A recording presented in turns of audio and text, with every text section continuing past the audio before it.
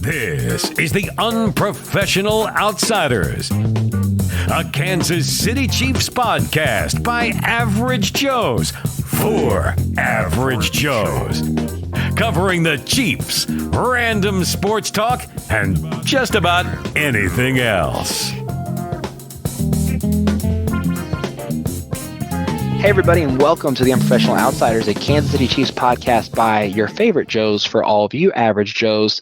Breaking in for Mr. EP, the boys are back in town. The original dynamic duo that hatched the genius idea for this podcast. It's myself, your host, Brandon Wellman, with my beautiful and married co-host, Mr. Connor Alley. Connor, how are you doing this fine Missouri afternoon? Well, I'm feeling very, very well because you just called me beautiful, and I just feel really good about myself now. Like, my confidence is like sky high right now. Sky high, as in like Sky the high. movie Sky High? You could say sky high, or you could say sky more, maybe. Oh, Sky like more. Potential. I like it. Sky with two Y's. There we go. Connor, you've been on a little bit of a hiatus.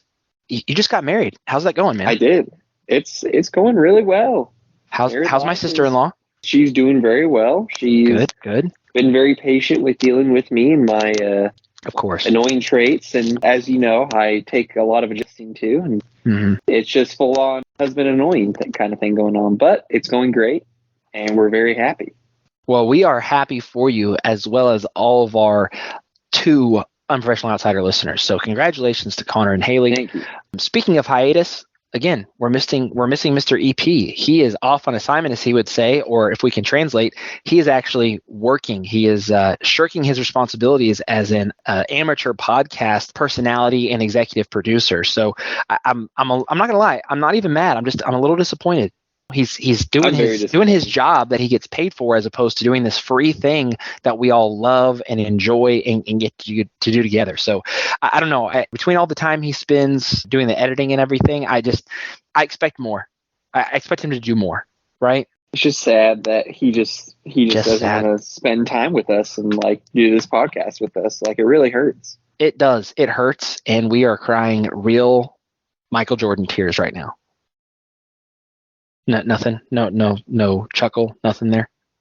Oh no, it was funny. It's just can't help but think how he's not the greatest NBA player of all time. But that's another topic for another day. You did not start that. Is this nope.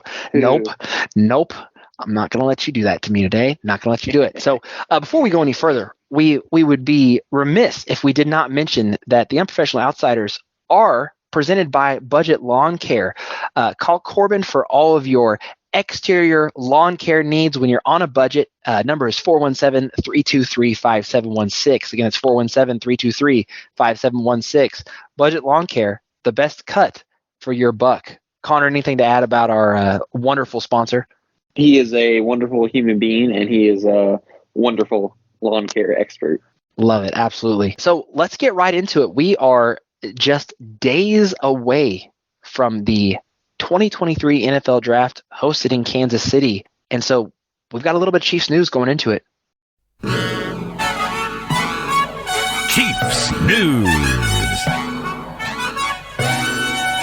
All right, so breaking it down, we have a new signing. Pat needs to be on the lookout. The Chiefs have signed a quarterback, Connor. I can't even. No, not even. No QB controversy. Sorry. Chiefs have signed previous Bucks backup quarterback for Mr. Tom Brady, Blaine Gabbert, a local guy, a Mizzou graduate, a Mizzou player, a Mizzou alum. He was drafted in the first round. He actually was drafted, Connor, in this exact same slot as Mr. Patrick Mahomes, round 1, pick 10. But he will now be the backup for Patrick Mahomes in Kansas City. Any thoughts on that? Well, I'll have to say they both not had very similar careers, but I hope he's just very solid, and we never see him play. On the bright side, him and Patrick Mahomes do have one thing in common beyond the pick similarity. What's that? They both have at least one Super Bowl ring. That's very true. So there's that. Championship experience. It's always helpful. Yes, absolutely. Speaking of Super Bowl In other Chiefs news, we got an update on Patrick Mahomes' ankle, the injury that he had sustained in the playoffs this past year and then had re-injured or re-aggravated in the Super Bowl against the Philadelphia Eagles. Connor, tell us about that update. He did like a little interview. I can't remember what exactly the source of the interview was, but people were asking him about his ankle, and he was talking about how he's not really 100% right now, which is you never want to hear your star quarterback is not 100% at any time. But he also said he wasn't very worried about OTAs. He figured he would be ready and he wouldn't be limited to have limited snaps in OTAs, and that he would be able to this is just part of the rehab process of just kicking it higher and higher into the gear as the offseason continues. So it sounded like good news on his ankle, and it sounds like he should be at least close to 100% by the time the regular season starts, which is all we could ask for after a very long season and one plagued with an injury. Indeed. So on a final piece of Chiefs news, offseason OTAs have started there in phase 1, and the group has been working out in Texas. Now, we've had some surprise visitors, though, Connor. Tell us Really? what those surprise visitors are. Brandon, I don't know if you're very familiar, but the NFL draft is coming up in just a little over a week. There are some hot names that have actually been linked to the Chiefs and some that have not been linked to the Chiefs and have just been recent additions. Their names are TCU wide receiver Quentin Johnson and Boston College wide receiver Zay Flowers, who are not a part of the team. What? Yes, they are a part of these Texas workouts with their unofficial team workouts that Mahomes has with some of their wide receivers, and they told these two kids that haven't even been drafted yet to go down there to just run routes with Mahomes. I love it. What are your thoughts with those two, Connor? I mean, those are two wide receivers at a position of need, right? It is. I'm to be honest, I'm very surprised. It's not breaking the rules, but it's a very interesting way to see if it would work or not. Mm-hmm. I think it's really clever, and it's great because not breaking any rules and it's just being smart. I would be surprised, depending on how the draft goes, if maybe this hasn't become a rule, right? Yeah, I have a feeling it might be. So speaking of we have this need at wide receiver.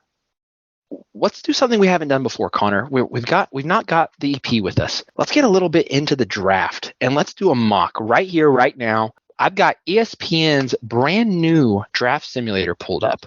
And let's do a mock draft right here. We haven't done it before. Mr. EP isn't here, so he can't stop us. Let's just do a quick mock right here. He can't stop us. Let's do it. Let's do it. Okay, we're going to start it off right now. Are you ready? I'm ready. Okay. I have my notes. I'm ready. You're mocking me, aren't you? Now, Mr. EP did provide us with some draft positions that he feels like should be targeted. And we're going to do this without trades just to keep it simple. Okay. He gave us some draft positions that he said that should be targeted in each of the rounds. So for our round 1 pick at pick 31, the end of the first round, he thinks a defensive end is where we need to go. Now, I'm going to look at the board here. The best defensive end available is FAU from Kansas State, Felix Ndudike Uzoma. I don't know. Is that right, Connor? Yes, something like that. That's correct. Yeah. So he's the best defensive end available. I also see, and this is just based off of ESPN's board, so keep that in mind. I also see wide receiver Zay Flowers available. I also see cornerback Deonte Banks. I see running back Jahmyr Gibbs. I see tight end Darnell Washington. Now, here's something to keep in mind, though. There's some saucy choices. Anton Harrison, offensive tackle, is also available, Connor. So where do you think to go here? Just some prominent names. I know. Some prominent names that Chiefs, Kansas City fans maybe are keeping in mind.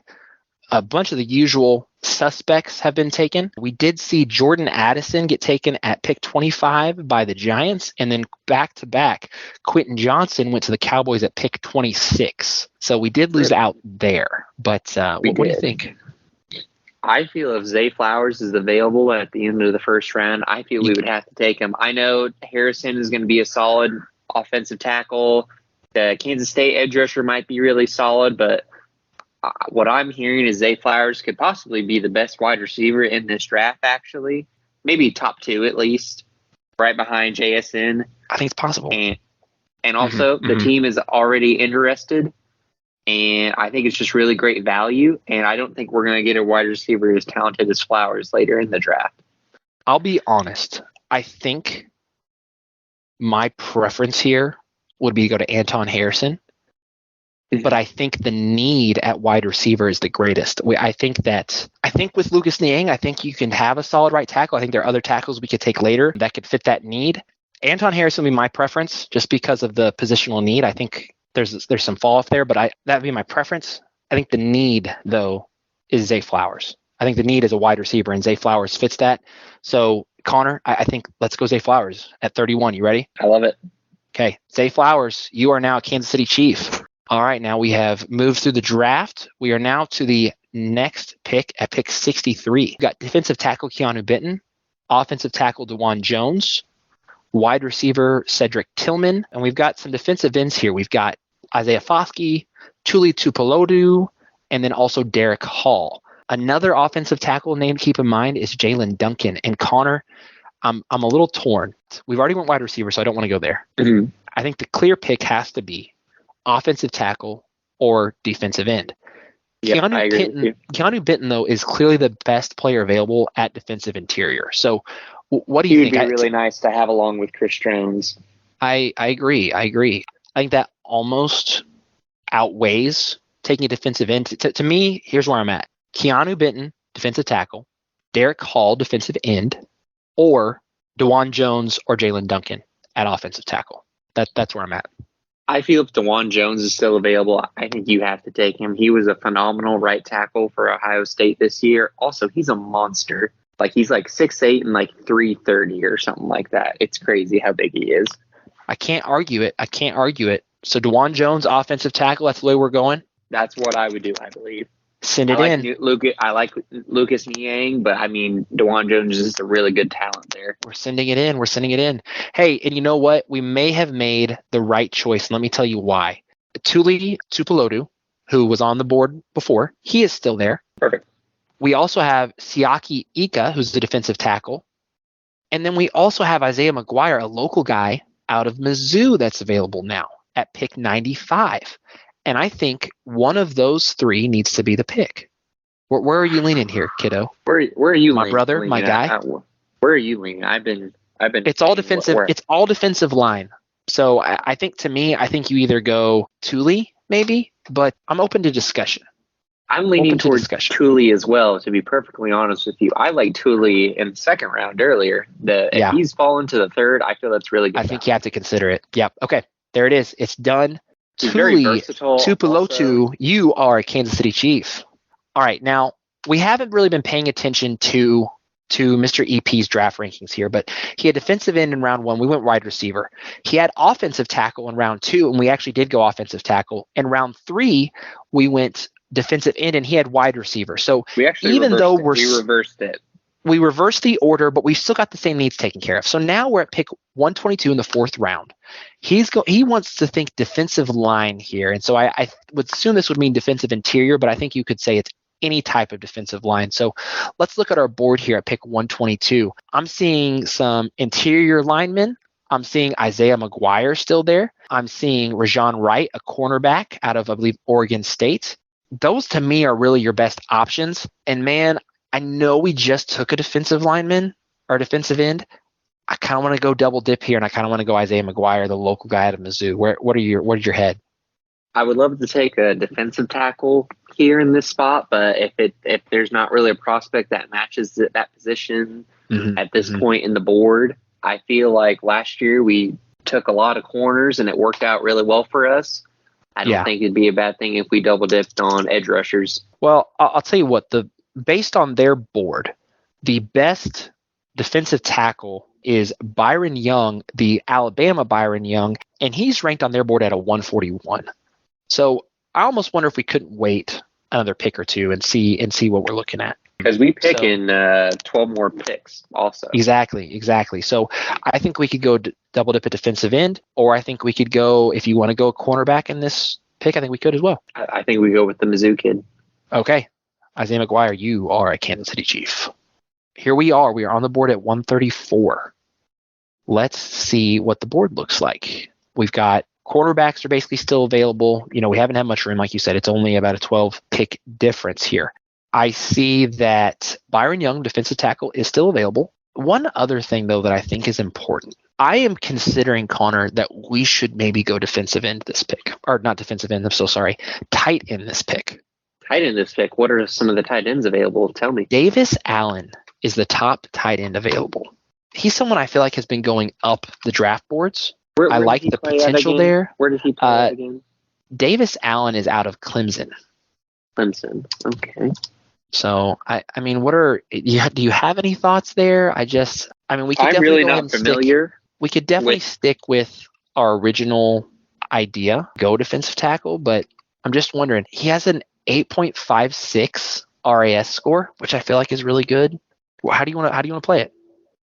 We lost Kalon Sanders, however you want to say his Colin, name. yeah. We lost Colin. We needed more bodies up front on the D line. In the middle, Okay. I really think we do. Well, then let's go ahead and take Mr. Byron Young out of Alabama. You can't really go wrong with an Alabama D lineman. That's true.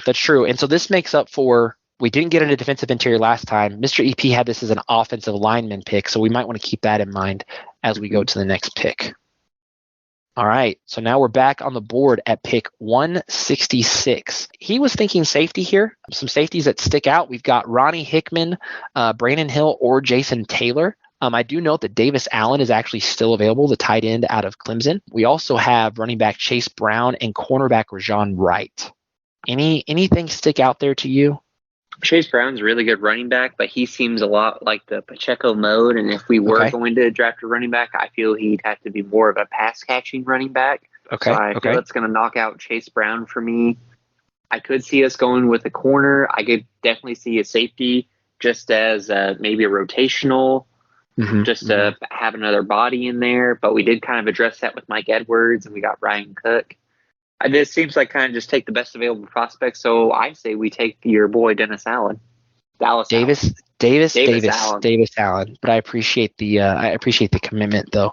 Davis Allen. We're gonna go ahead and get a tight end here in round 5. You are a Kansas City Chief. How about that? So overall, how do you feel like we're doing so far on this draft here? I think our first 3 picks were really strong. I think we got some really versatile prospects, and I feel like we've also gotten some really good depth pieces with our next couple of picks. Yeah, and I think that's where we want to go, right? Is we want to make sure that we're getting those depth pieces. So we're back on the board at pick 178. This is the first pick overall in the 6th round. This is from Miami. This is via the Tyreek Hill trade. There's someone on here that I think we should consider. Okay. He's not the top player on the board, but this is also going to go back and fulfill the offensive lineman pick that Mr. EP would have liked us to take at 134. He would like us to take cornerback here, but we could, but I'm looking at Andrew Voorhees. He's a really highly rated, and I don't even think he'd be available here, honestly. He's a really highly rated offensive lineman. And let me confirm before I put my foot in my mouth here where he's out of. Out of USC, really highly rated offensive lineman. However, he ended up getting injured. I don't remember if it was in the season or whatnot, but he's injured, and so he's kind of dropping down boards because of that. I feel like we almost have to go ahead and pull the trigger there and take the swing on the injured high upside guy. What do you think? Are you telling me that there is a offensive lineman who was really good but got injured and he slid to the 6th round? That's what I'm saying. That sounds very, very much like a Trey Smith situation, and if so, I am done. Okay, so we took care of offensive linemen. We're at pick 217, which is the last pick in the 6th round. Mr. EP would have liked us to go wide receiver here. We've also ignored his safety and cornerback selections. I think we need to see if there's any defensive backs available here. Okay, we've got Brandon Hill as a safety is up here at the top. Anthony Johnson, Mekhi Blackman. Yes, I believe he is available. I don't think he would be available in this late, but you like it though? You like the pick there? I've heard he's gonna be like day 1, day 2 guy. You may be getting confused here. I believe this is Anthony Johnson out of Virginia. Not Texas A&M. That's my bad. My apologies. So sorry there. And I can't wait for Mr. EP to really rip this whole episode apart. So that'll be fun. Me too. Best safety available on their board is Brandon Hill. We're late in the draft, so I think you go with that. What do you say? I'm fine with it. Put it in. Okay. Brandon Hill. Great name. You are a Kansas City Chief. All right. we're at the first of two back-to-back picks in the 7th at 249 and 250. Mr. EP would like us to go running back and then offensive lineman. Again, that triple dip in offensive lineman that you talked about earlier. I don't know, though. Let's see what's on the board. I definitely don't hate a late running back selection. Let me see if anyone sticks out here. Cornerback Mekhi Blackman. We could go running back Muhammad Ibrahim, cornerback Mekhi Garner, who I kind of like, honestly. Isaiah Moore, linebacker. I think he actually goes much earlier. What are you feeling about? Who was the running back again? Muhammad Ibrahim from Minnesota. From Minnesota? Oh, he was really good, but he just had a lot of injury issues. Okay. Another thought for you. Dorian Thompson-Robinson, quarterback from UCLA, is also still here. Oh. I don't think drafted in the 7th round at QB. I don't think he's there this slate. I don't think he is either. So you want to lean towards being more realistic? Yes. Let's do this then. I say we go Muhammad Ibrahim and Mekhi Gardner back-to-back. That way we get a running back that fulfills that, and then we backfill Mr. EP's cornerback preference. What do you think? I like it. I like it a lot. Okay. All right. Let's get him in here. There's Muhammad, and then there is Mekhi. Welcome to the Kansas City Chiefs. Okay. So wrapping back up, and the nice thing about this is actually give you some percentages. So Zay Flowers was the pick that we made that was the least likely to be there. According to ESPN, it says it is 12% possible that he will be available at that pick of 31. So I think that we made a great selection there, maybe unlikely. Absolutely. We definitely played around on either side of 50, but I think we made some overall good picks. I think our worst pick was probably Byron Young, defensive tackle out of Alabama. It says that he would have actually been available 92% of the time at the next pick. So something to keep in mind there. Overall, though, Mr. EP would have liked us to go defensive end, offensive tackle, wide receiver as the first 3 picks. We went wide receiver, Zay Flowers. We went offensive tackle, DeJuan Jones, and then defensive end, Tuli Tuipulotu, which who knows if I'm saying that right. So we fulfilled that just in a little bit of reverse order. Then he would have liked us to go defensive lineman, offensive lineman, safety, cornerback, wide receiver, running back, and then triple dip at offensive lineman. And instead, with those picks on day 3, we went Isaiah McGuire, defensive end, Byron Young, defensive tackle, Davis Allen, tight end, Andrew Voorhees, the injured offensive lineman for the interior line, Brandon Hill, safety, Muhammad Ibrahim at running back, and Mekhi Gardner at cornerback. What are your thoughts overall on that? Again, I'd be very happy if this was the draft that we got here next week. I really like Zay Flowers. I really like DeJuan Jones. I feel these were some really talented players we got. We had a couple positions of need just from free agency, and I feel like we really addressed those, and we got a lot of really good and solid and a lot of depth. But like the depth pieces aren't just depth pieces. They're like, they have a lot of potential too. So I'm really happy with it. I completely agree. I think we've got some good floor on some of these picks, but also some high ceiling with some of them as well. Definitely address positions of need. Overall, I'm pretty happy. I think we'd probably graded like a B overall. I'd say we get a B or more. Good deal. All right. Well, that was fun. That's first Unprofessional Outsider mock draft. If you listened all the way through us talking through the mock draft, good for you. That's actually really impressive. Now, we don't have Mr. EP with us, but we are going to do a very quick pop culture minute. It is time for The Pop Culture Minute.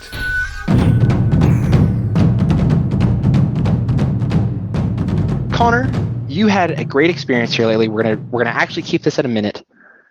What have you tried and brought to the Unprofessional Outsider table?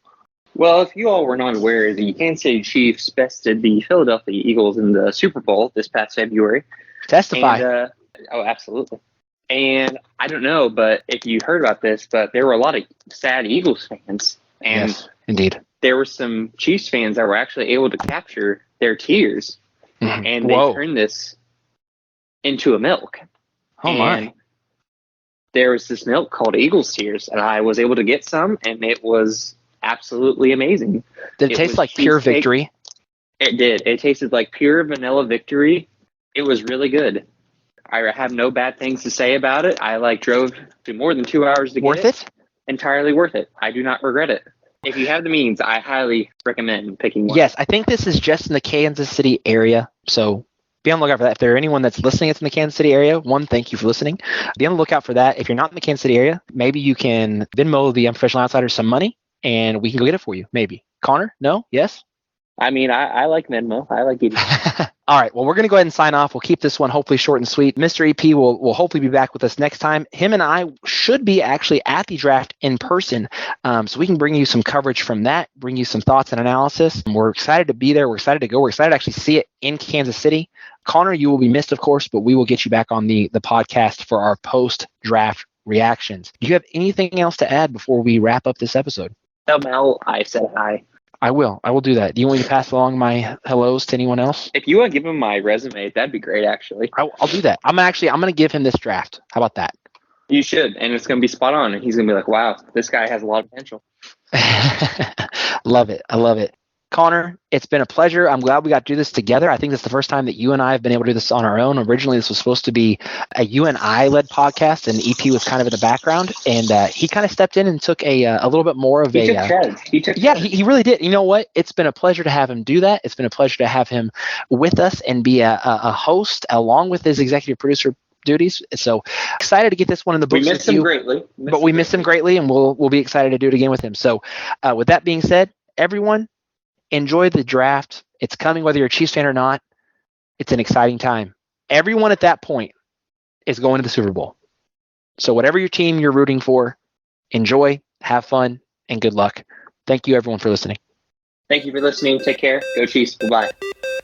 Thank you for listening to the Unprofessional Outsiders. They don't know what they were doing, but they had fun doing it.